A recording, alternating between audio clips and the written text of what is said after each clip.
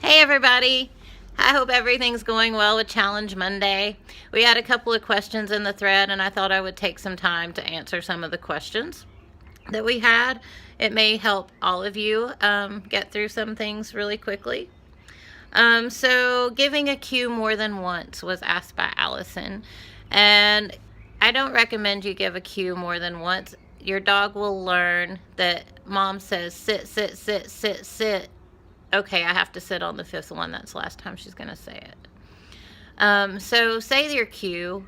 If it's a cue that your dog knows and you know they know the cue, just wait. Sometimes it takes them a second, and we can build that till it becomes faster by rewarding only the quicker responses, okay? If you're having a hard time and your dog's not responding to the cue, redirect them, use your hand target, ask for another behavior that they know. And that will help reset you to come back because they're not getting as frustrated. They just got to do something else. They got rewarded. We come back and we try again. This all builds into fluency, which we'll be talking about later, like getting a really strong response every time we ask in different environments. And the behavior is correct. So we'll talk about things like that later, but if you're wondering right now, do I say this cue start now? Only say the cue once. Tug is a reinforcement. Tug is a great reinforcement if your dog loves to tug. Ringo loves tug, so tug is a great reinforcer for me. So you can run them through some behaviors and at the end play a game of tug. Make sure you work on a good drop it. Drop it is really easy. Have a treat in your clicker, but have them hold something in their mouth and click as you say drop it. Say drop it, click. That mouth's going to open when you take the food to feed them. So they're going to learn that drop it means I open my mouth, I release the thing. So that's a really great way to start with drop it. Someone asked if tug was okay with a leash. No, that's going to set up a whole different set of behaviors. Have your tug toy. The leash is a walking tool. It's just a point A to point B connection between the two of you. That's all a leash is. So let's not build reinforcement in tugging on the leash because you'll not be happy later. Let me see if and the sun keeps moving on me. I apologize. I'm trying to stay out of its way. Redirecting adolescent behavior. Denny is having a hard time with Pearl wanting to jump on Tess all the time, and I can tell you that Ringo is going through the same phase. I call him Sir Humps a lot. So we are working on that here too. A really strong leave it, practicing your leave it is really great, and watching your dog and telling them leave it when they get that fixated look that they're going to go do it. Get your leave it. You can use leave it once they're already there too, but it's a little bit more challenging. And reward it. Don't just say leave it. Oh, good. Make yourself more valuable than that behavior that they want to do. So, I usually have some treats laying on my table outside, something high value that they like. I might have a few bully sticks to give them, but sometimes a bully stick is not as high value as Ruby is to Ringo for his humping behavior. So, that's where my game of tug might come in because that is more rewarding to him, okay? And so we want to constantly work on our recall with dogs at this age because this practice will bring you out the other end of this adolescent behavior so much stronger. It may be hard right now and you may be thinking I'm not having a lot of success, but you've got to keep going. I work on it every single night. That's why I'm not making videos in the evening because that's Sir Humps-a-Lot's favorite time to get wild, and I'm busy training and working with him. So building a really strong leave it, building a really strong recall, making yourself super value, playing games, getting some of that energy out in different ways, right? So when Ringo gets in that state of mind and he's raring to go, I pull out treats, I pull out my tug toys, and I am out on my back porch working with him and practicing leave it, practicing his recall. We're running backwards, we're doing spins, we're doing high fives. I'm doing things to redirect his mind. And it's time consuming at this point, but in a few months, I'm going to be going, yes, I did it. I'm so happy that I worked through this with him and I kept him busy. Your enrichment toys can be something, if it's not a super heightened moment, you can pull out a enrichment toy. But remember, the enrichment toys, we want to reward good behavior. So make sure before you pull that out and they even see that it exists as a possibility, that you have them doing something good, that you have changed and redirected that behavior in some way before you give it. Okay, so moving on to, we had a question speaking about recalls. Is front a recall? So front is a position in obedience where the dog comes up and lines up in front of you, which is a completely different behavior to recall. If it works as a recall, why not? You know, go ahead and use it if it's an emergency, but let's teach a real recall. Use your hand target. Put that hand out, take a couple of steps back, get your dog to find it. Come, follow the hand. Come, follow the hand. So you're constantly moving further and further and further away from the dog, and you're building these runs to your hand, right? And there's a lot of other recall games that we'll play as we go along. But right now, I really want you to have the foundation. I want everybody really practicing. You may like dismiss. I have clients that'll say, well, I didn't practice that. It didn't seem important.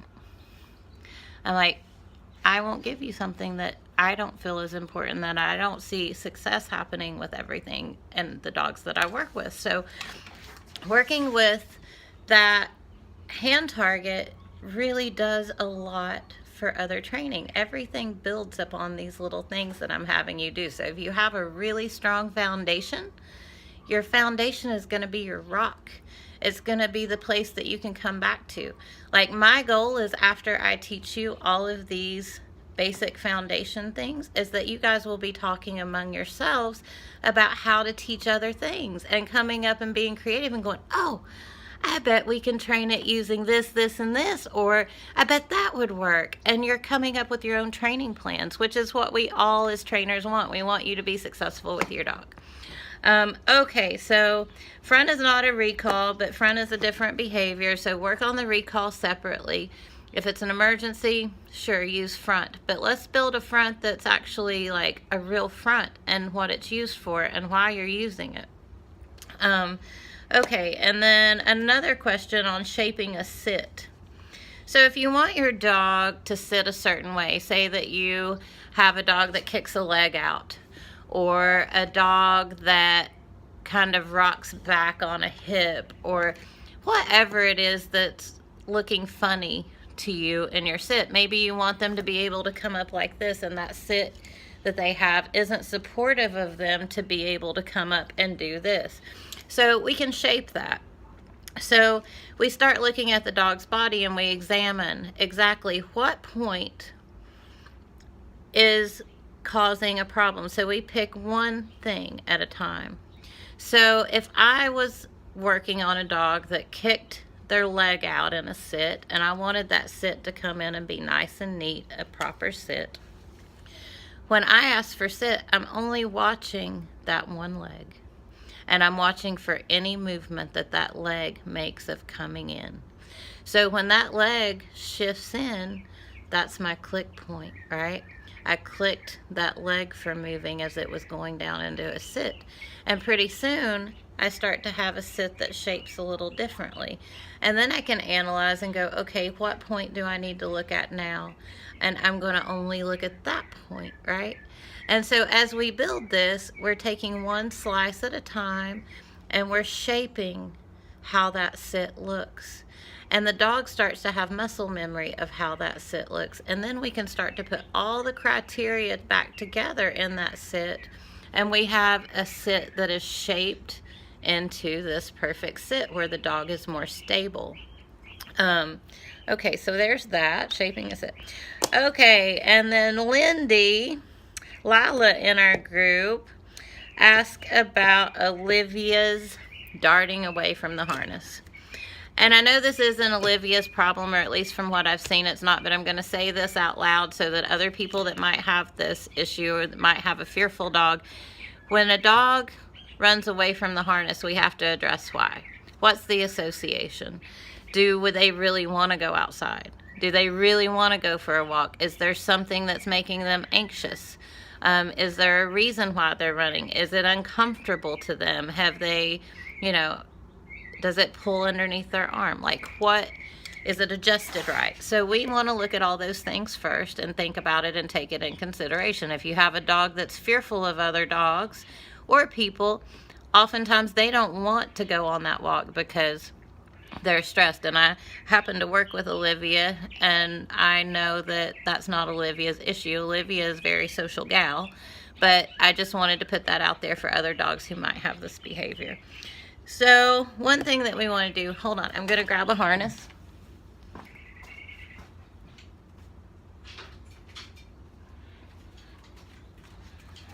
I know, you see my harness.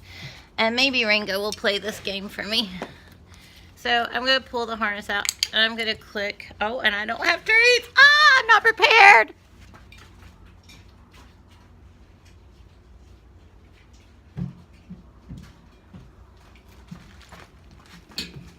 Hopefully Ruby kept you company. Sorry about that. Here, Ringo. Here's you guys' treats. I'm sorry I clicked and I didn't have them. I thought I had them. Okay, so I'm going to present the harness. When the dog looks at the harness, I'm going to click. I'm going to treat. I'm going to repeat this over and over. Maybe I even like put it on cue that this equals sit. So what I would do to put that on cue is the harness comes out, they look at it, and then I cue sit. Pretty soon what's going to happen is this is a way to transfer a cue. They're going to look at the harness and they're going to sit. Okay, yeah, I know you like your harness. So anyway, so then the next step would be to get your dog to touching it. Come touch with their nose, which is your hand target again. So you're going to hold it out. You're going to have the dog come. Ringo, look. You touch. Look. Good boy. So there's your next step. Then holding your harness up. Ringo, come here. Come on. He doesn't want to play right now. Anyway, holding your harness up, just like you're going to stick their head through it and take a treat. Let them put their head through and take it off. Put it on, take it off. Do this when you're not going for a walk. Do it 5-6 times a day. So that you're just having them run their head through the loop, and it has no consequence. There's no walk. There's no anything. We're just practicing calm behavior of putting on the harness. It takes all the excitement and all the games out of putting it on away. So that helps. And just have it on random times during the day and leave it for a few minutes and take it off. But always rewarding. Make it a fun game to put it on. It's a really fun game that Olivia's running around and getting your goat to speak. She's having a fun time running away, and you're probably playing the game with her. So when she starts playing the game, just wait her out. Just sit down and act like you could care less. I guarantee she's going to come back over. But, however, in the meanwhile, click treat for touching. Hold the harness up. Let her put her nose through. Let her put her head through. Let it rest. Take it off. And you're rewarding that every single time. So, holding the harness, head goes through, I'm treating. And you don't really have to click this. You can just use a piece of food. This is one of the times that luring is not a big deal because it's not something that we're going to use all the time, and it's not something that we have to fade away. So try that and see if it works. Sounds like she's having a lot of fun with you. And let's see, is that all? I think that's all for today. I hope everyone is having a great time, and we will talk again soon. Bye.